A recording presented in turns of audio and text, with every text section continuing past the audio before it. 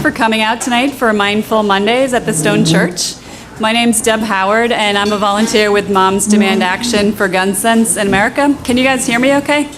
Okay, awesome. Thanks for coming again. I'm so glad that you're here tonight to hear about what's going on with Moms Demand Action and also what's happening in our State House in New Hampshire. And I'm really honored to be joined tonight by Durham State Rep Wayne Burton and also State Senator Martha Fuller Clark. Thank you guys both for being willing to come.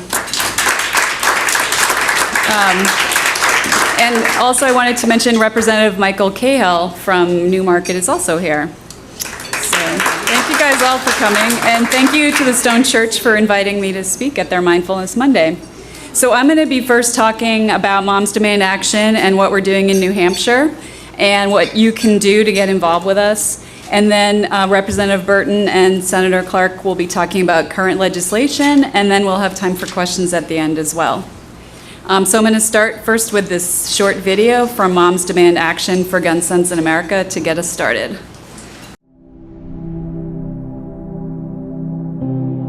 Think about the times gun violence made you feel hopeless. Surge in gun sales. Nearly enough has That been nothing could be done. Gun laws in Will this time be different? Got it? Now, watch us work. You think the gun lobby's strong? You don't know moms. These volunteers kept the pressure on until their state reps finally decided to keep guns out of schools and away from domestic abusers. Have guns. Yeah, we did that. In Texas, Nori convinced hundreds of businesses to post signs keeping guns out of their stores. Is that something you're familiar with? Solange rallied her community behind responsible gun ownership, living room by living room by living room. de ser parte de este movimiento. Sí, lo hice. In Pennsylvania, Jen knocked on hundreds of doors with her daughter. Hundreds. And got elected to office, where she'll fight for gun safety. And it was my first time running for anything. Melody visited churches, synagogues, and mosques across the South, Listen to us uniting people behind the cause. on our behalf. You feeling us yet? And it's not just these women. In the last 5 years, Americans from all walks of life have stood with moms, dads, and gun violence survivors to stop hundreds of dangerous gun bills and pass dozens of common-sense laws that will save lives.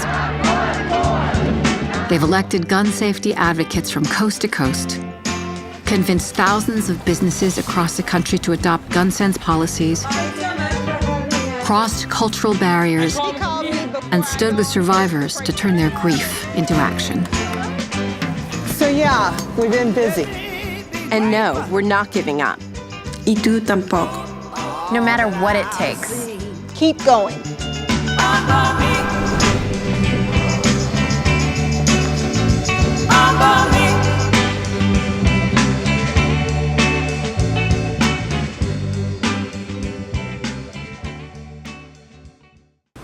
I really like that video because the beginning of it, I think, is something that we can all identify with, just feeling hopeless when we see these acts with these tragedies happen and we feel like we can't do anything and we feel that nothing is happening. And it's true, nothing has happened on the federal level, but there's been a lot of things happening on the state level, and we really can make a difference. So that's what I'm going to be talking about with Moms Demand Action. So I'm going to give a little bit of overview of Moms Demand, how we started, what we do, and what you guys can do to help out. Hopefully this will work. Oh, there we go. Yeah, so never doubt that a small group of thoughtful, committed citizens can change the world. Don't doubt that your voice and your action do really matter and can affect change for the good. So how was Mom started? So the day after the tragic shooting in Newtown, Connecticut in 2012, stay-at-home mom Shannon Watts started a Facebook page to connect with other people to channel their anger, fear, and frustration over this event into a movement of people willing to speak out and organize and change policies to reduce gun violence and keep our children safe. In just 5 years, Moms Demand Action has become the largest grassroots organization working on gun violence prevention in our country. And Moms Demand Action is not just moms. We're fathers, uncles, dads, grandparents, aunts, and cousins, and many gun owners as well. And many of us are accidental activists. We didn't intend to get involved, but we saw what was going on and felt like we had to make our voices heard. We do respect the Second Amendment, and people have a right to own guns, and our children and communities do deserve to be safe at the same time. So in 2015, we joined voices with former New York City Mayor Michael Bloomberg's Mayors Against Illegal Guns, combining their know-how and political and financial know-how with our Moms Demand Action grassroots, powerful grassroots movement. And today we're over 3.5 million members strong, and we have chapters in all 50 states. So we're all here because we believe that there's an epidemic of gun violence in America, and statistics prove it. On average, every day, 93 Americans lose their lives to gun violence. 7 of these 93 deaths are children or teens. And every year we lose 33,000 Americans to gun violence. And some more stats up here. Our murder rate is more than 25 times the average of other countries. Since the Newtown shooting, there have been more than 200 school shootings in our country. And unfortunately, in 2018, which is only 29 days old, there's been 11 school shootings so far this year. That does not happen in other countries. I mean, if more guns and fewer gun laws made us safer, Americans wouldn't have a gun murder rate that's 25 times other countries. So we need to work together to fix what is clearly a health crisis. So our number one legislative priority is universal background checks for every gun sale. And Quinnipiac University polls found that 93% of Americans support background checks, and including 98% of Democrats and 90% of Republicans, and also a vast majority of gun owners. It's been proven that background checks actually do work and do reduce gun violence against women and against law enforcement officers. It reduces trafficking and firearm suicides as well. And you can visit everytown.org for more stats on background checks. But one thing about background checks is we think we have a background check law, but it only covers if you buy a gun from a licensed dealer. So you can buy a gun from someone who's not a licensed dealer with no background check whatsoever. So it's not that hard to get around our supposed law. So how do we plan to achieve this goal?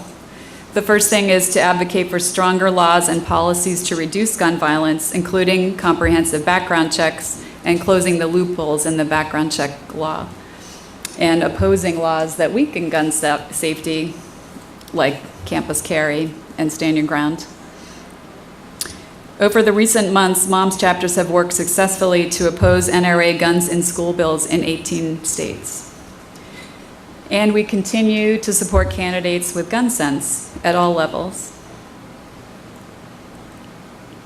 Another program I'll be telling you about in a minute is called Be Smart, and we're educating people how to safely store their guns.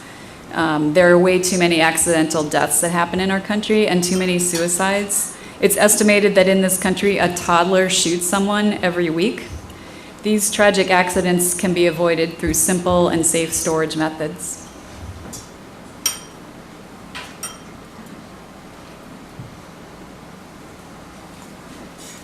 Since its inception, Moms has changed the political landscape when it comes to debate about gun sense. This has long been considered a third rail in politics, so anyone who supported gun sense wouldn't get elected, but that's actually not true, and we've gotten members educated and empowered and run for office.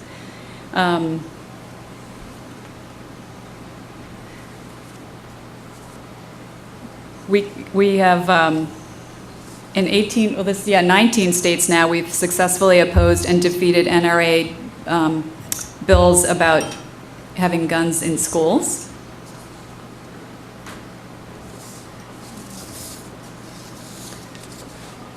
This is another slide about how our gun sense candidates have gotten elected, including in New Hampshire. We supported Carol Shea Porter, Annie Kuster, and Maggie Hassan, who are all gun sense candidates, and they were all elected in 2016. And in 2017, all of these gun sense candidates also got elected. So it's not something that our candidates need to run away from anymore. It's definitely something that people are supporting.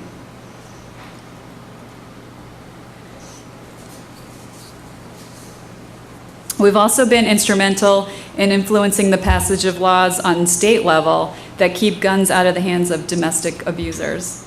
In 2017 alone, we fought the NRA and won to protect families from domestic abusers with guns in 8 states, including the ones listed up here. So these laws will now keep guns out of the hands of dangerous domestic abusers. And in New Hampshire, we're proud to say, facing a tough election challenge from gun sense champion Maggie Hassan, Kelly Ayotte, she tried to rewrite her record and say that she was a gun champion, but Moms Demand and other people corrected the record, and we did a lot of canvassing throughout the state, knocking on doors, tracking her at political events, and making thousands of phone calls to explain her votes to people and supporting her opponent, Maggie Hassan, which we were quite happy to get elected. Moms Demand Action has created the largest network of gun violence survivors, connecting over 750 loved ones of victims and survivors. And it's a really valuable support network that provides a community of care and support, allowing survivors to work together to share their stories and advocate for common sense gun laws. These survivors have a really strong and impactful voice. I actually was lucky enough to meet Lucy McBath, who was the mother of Jordan Davis, who was shot and killed over loud music several years ago, and now she's running for Congress. And then there's Erica Lafferty, whose mother was the principal killed at Sandy Hook, and she's been a huge advocate for sensible gun laws and candidates. In addition to that, we have many, many more survivor advocates across the country, and they are a really powerful voice and a strong influence to support our advocates. So this is the Be Smart program that I was talking about. Every year, at least 100 children aged 17 and under die in unintentional shootings. This is 10 times more than any other country. And over 400 children under the age of 17 die by suicide with a gun. Most people believe that having a gun in the house will protect them, but actually the opposite is true. Living in a house with a gun actually increases a person's odds of an early death. So our Be Smart campaign aims to reduce the number of children who become victims of gun violence through educating people on the basics of safe gun storage.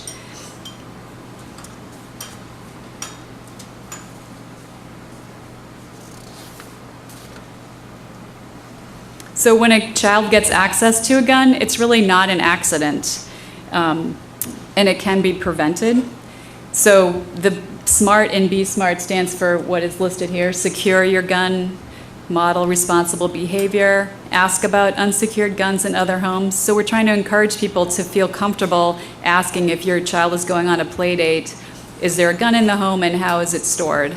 Because kids know where the guns are. I mean, if you grew up in a house with a gun, you knew where it was quote, hidden. So it needs to be stored safely where kids can't get a hold of it. We also talk about the risk of teen suicide. It's a very impulsive event for kids, and if they don't have a gun available, then that can be avoided. And then T is for talking about it with everyone.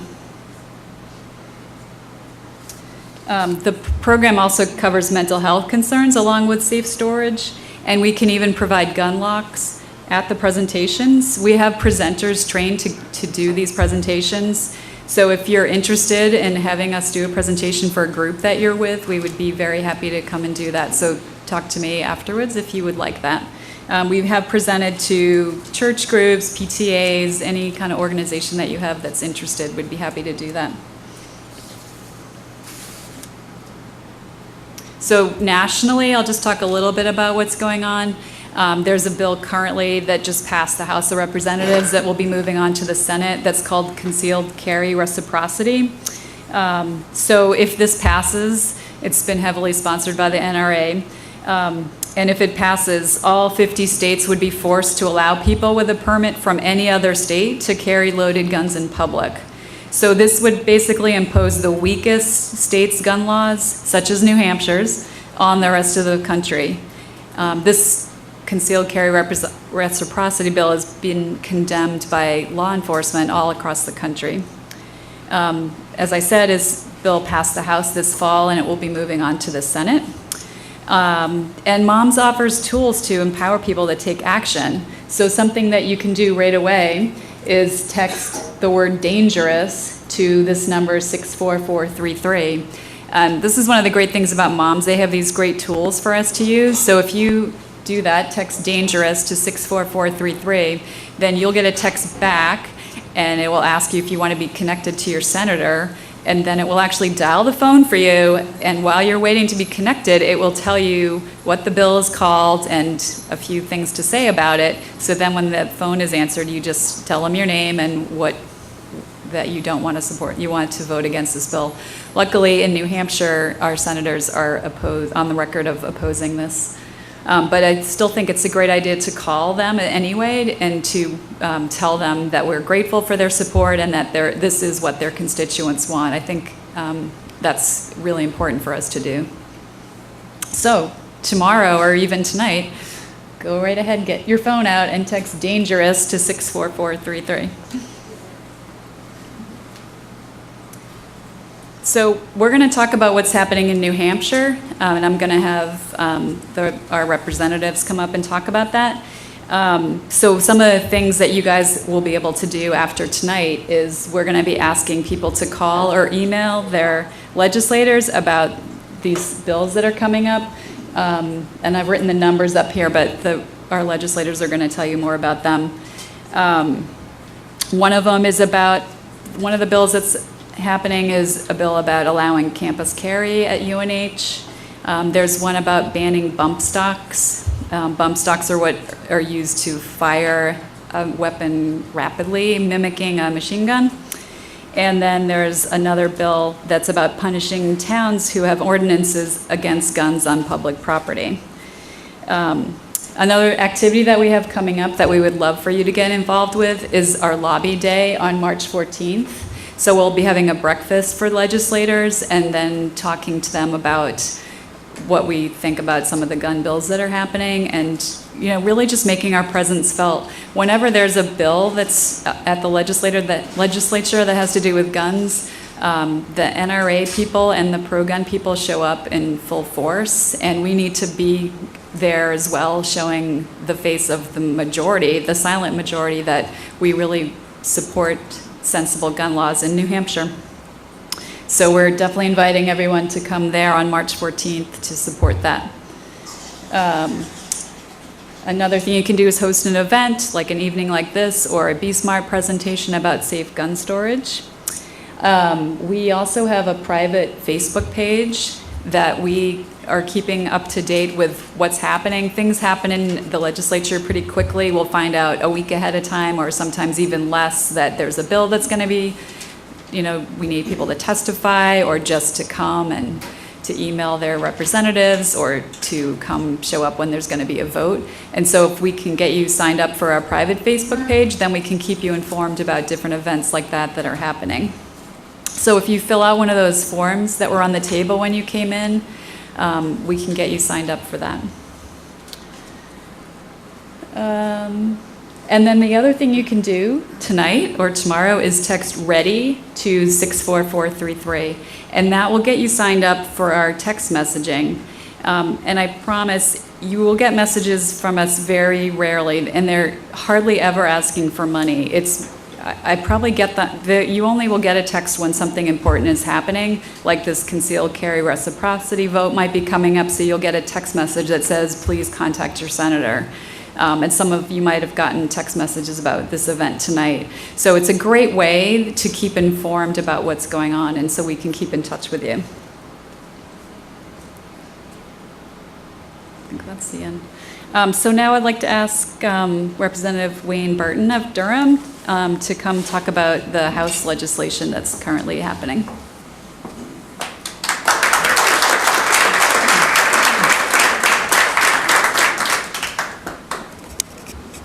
I was just thinking that Donald Trump has done us a vast favor in that more women are running for office now than ever before in the history of the country. And that's a huge thing.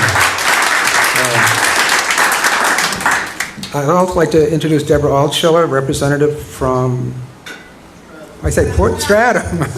Deborah is living proof of what a person in her first term in the House has done amazing work on all of these causes, and she's done a terrific job, and thank you for being here. This afternoon from 3 to 5 o'clock, the team of UNH and town leaders got together to decide what to do if Tom Brady doesn't hurt his other hand. And we have a riot in Durham in the likely event the Patriots win. And I pointed out to the crowd that under the bill filed by the gun people in the House, not only would the students might be inebriated and happy, they would be carrying guns unfettered because the law would prohibit the university from regulating guns on campus. Right now, the police department has about 200 weapons in lockers because students have to turn them in. The police chief and I and Deb, who is an ever-present in the legislature, don't underestimate the power of this group of women when they line the corridors, when they show up for hearings. And Deb is always there, and others of you, and it makes a huge difference. It really does. I must say that. But it was a ridiculous bill, and we all said that. Do you really want 13,000 kids with unfettered access to weapons in the dorms and everywhere else? I first learned of this as an officer in the 9th Infantry Division in Vietnam when I was witness firsthand to what happens when you mix guns in with a group of young men, even trained. I was the adjutant, so I had to write the letters home to the parents of the kids who were killed and wounded by what was called accidental discharge. It happens. It can happen. We had a 13-year-old boy in Durham die of a gunshot wound from a loose gun in his house. I don't know. In any event, there's good news on that one. The vote coming out of committee was 15-5. Paul Dean, both police chiefs were at the meeting today to describe what could happen if things got out of control. Now, it's not just UNH students, by the way, who come to these kinds of celebrations. People come from all over with social media. I think that bill isn't going to make it. Even Governor Sununu found it hard to stomach. But we have to watch every minute. But the 1749 that was mentioned was a bill that would declares that New Hampshire is not a home rule state, and it would preclude the cities and towns from regulating anything, including guns. It's a remarkable bill because in the bill itself, it gives a reason for why they need the bill. And I'm quoting now, "The Board of Selectmen of the town of Milford has banned target shooting on town land." That's outrageous, don't you think? To ban target shooting? Under this bill, the town of Milford would have to go to the state and get permission to say we don't want target shooting at certain times. The second reason was the Lebanon Police Department have the temerity to pledge to enforce the illegal gun ban enacted by the Lebanon School Board. I found out recently that I think we can put in, I filed a bill last year to outlaw guns in schools, and it was beaten. But I think there's ways to do it. What's really interesting, New Hampshire is now a concealed carry state. That means you don't have to have a license to carry concealed in New Hampshire. When I asked the police chief how the registrations were running, because you can still register the gun, he said they're staying fairly high because if you want to carry your weapon into another state, it has to be registered. Now, if that congressional law is actually passed, and they have reciprocity, that's not going to happen. It's nothing less than a belief that every citizen should be armed that will make our country safer is so bizarre that it's hard to contemplate. But when you hear people, some of them anyway, in the House speak of it, that's what they believe. I'll close, because we're going to talk about stuff later. Sarah Davis worked for me when I was president of North Shore Community College on a project to get kids out of gangs. Sarah Davis was the last person to speak to Eric Harris before he walked into Columbine High School. And she decided to dedicate her life to finding out why that happened. And she was in law school at Northeastern, and she was on a project at my school working for me on the gang violence issue. The FBI will not show her the last email that was on Harris's screen just before he picked up his weapon, and he and Dylan Klebold killed 12 kids in Columbine High, 2 teachers, and wounded 22. She approaches it differently, though. She wants to know why this kid she went out with in New York, who was a really good kid, why he turned into doing this horrible deed. And she's not necessarily anti-gun, but let me just tell you what she said to me, because it kind of summarizes what a lot of us feel. She said, and this is in a book called Gun Stories by Beth Aiken. It's a whole bunch of stories like this. Sarah says, I would say that guns were a major part of Columbine. We are talking about an incident that occurred in a state that is notoriously gun-friendly. Eric grew up in a military family where guns might be more acceptable than elsewhere. Then you add in that he played a lot of violent video games and watched violent media. I don't want people to think that I'm blaming the media for what Eric grew into, but the combination of being in a gun-friendly environment and becoming somewhat numb to violence could be dangerous for a young person. And there is more that goes with it, the influence of depression, the lost hope and vision for the present or future. The fact that guns are so easily accessible is a huge problem. The fact that guns, and it makes it so much easier for a tragic thing like this to happen. If you can't get a gun, you can't use a gun. We have to keep guns out of the hands of people who shouldn't have them. And that's what I promise you I'll try to do. I know Senator Fuller Clark will do, and I know Representative Altshuler and all of our reps, Rep. Cahill over there. We're trying very hard. We need your help. Believe me, hearing from you is far more important than hearing from us. Thank you very much.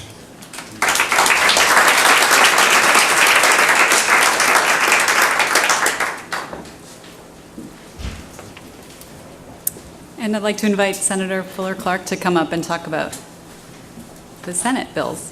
Great.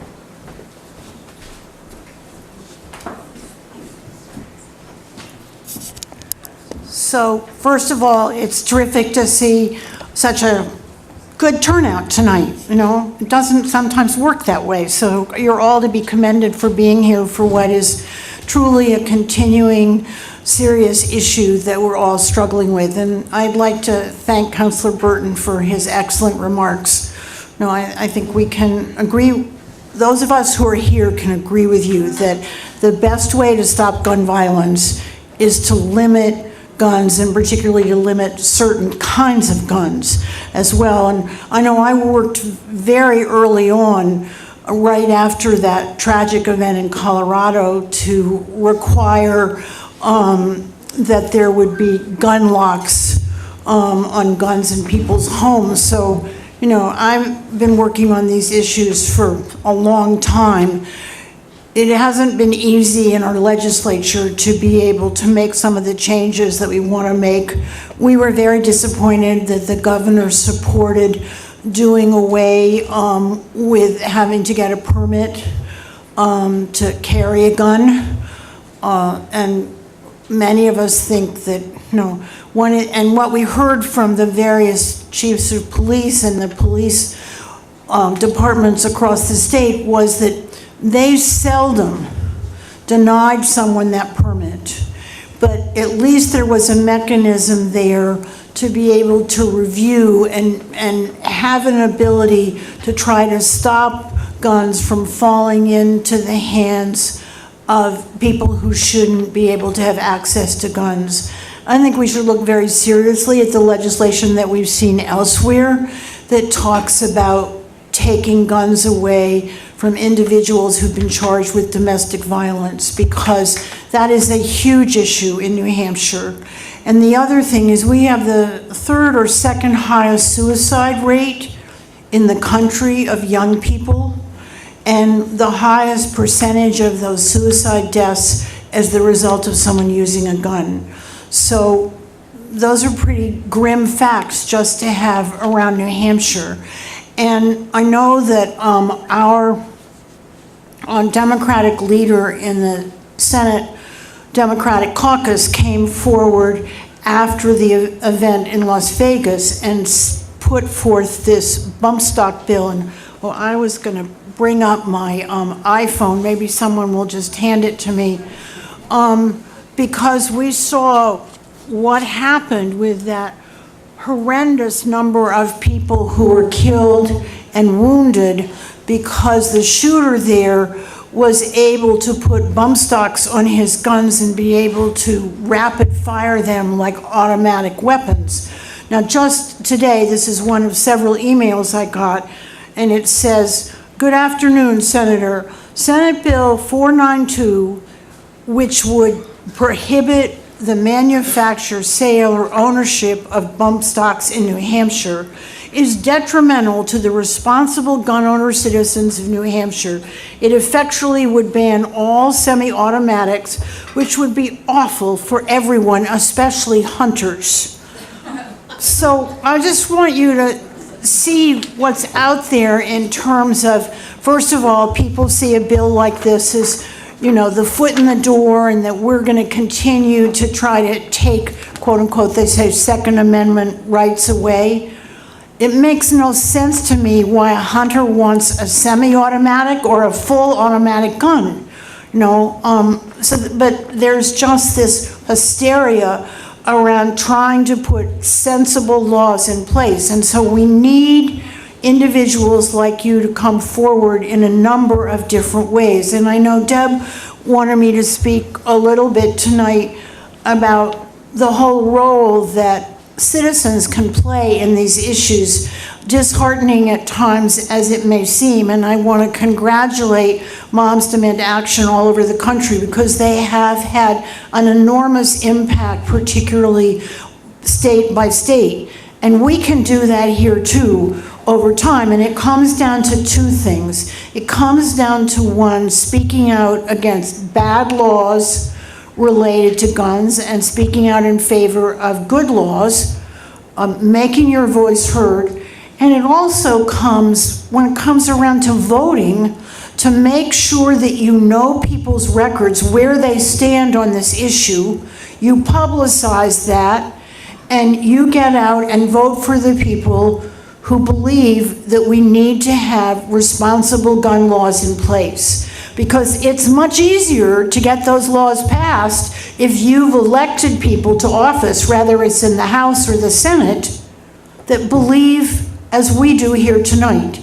And too often, I think a lot of effort is put into lobbying particular bills and not enough effort into exposing and fighting against those individuals who, if they are elected, are not going to vote the way you want them to vote on gun safety.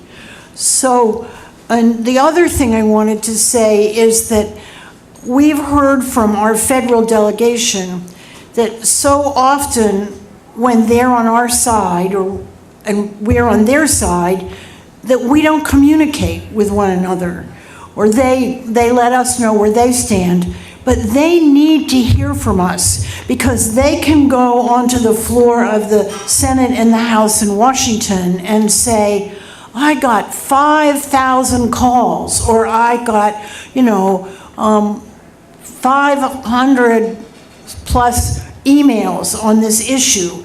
They need that. So, and I don't always do this, and I should reach out to all of the members of our delegation and tell them where you stand, because those positions are tabulated and they're used by those individuals on the floor, and they can make a difference, and it just validates their positions. Otherwise, they're sort of out there fighting for something, but they aren't able to demonstrate that they have the voter support behind them. So I wanted to make that clear as well. Now, in terms of New Hampshire, for instance, for this bill, all the Democrats signed on to this bill. So where do your energies go? Your energies need to go to the Republican senators. Sharon Carson is a Republican. She is chair of the Judiciary Committee. She needs to receive just hundreds of emails about how this is common sense legislation. There is no need to use bump stocks to increase semi-automatic and automatic guns. And so that's the first thing that you need to do. Then you need, I think, to reach out to those Republican senators in this area. So that is Senator Gannon, who represents the Exeter area, Senator Innes, who represents Newcastle to Hampton and beyond. I'm trying to think who's now the senator from,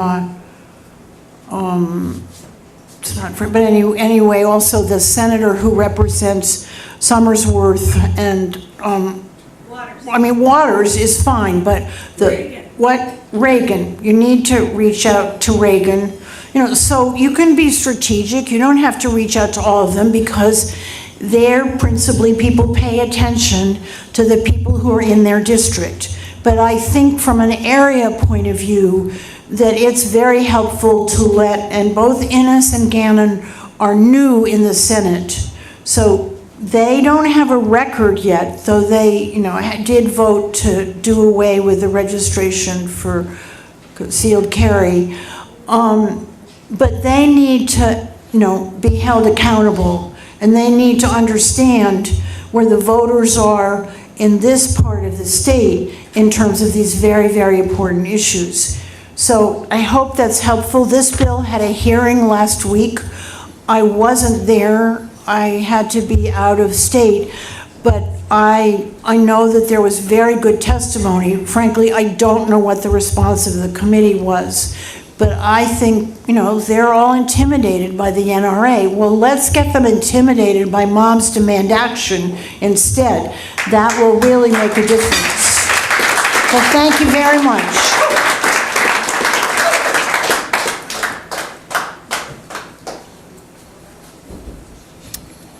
Just on that topic, on our Facebook page, the Moms Demand Action New Hampshire Facebook page, we have the information about that particular bill, the bump stock bill, and also we have the emails of all the committee members, because what I've been told is that the committee is going to vote on it tomorrow, so tomorrow afternoon. So if you have time, I also had some handouts that some people got when they came in that has all the emails for the people who are on this committee in the Senate that are hearing this bill, and if you can send them an email, that would be awesome. So please do that. And our Representative Cahill I'd like to invite you up to say a few words as well. Thank you.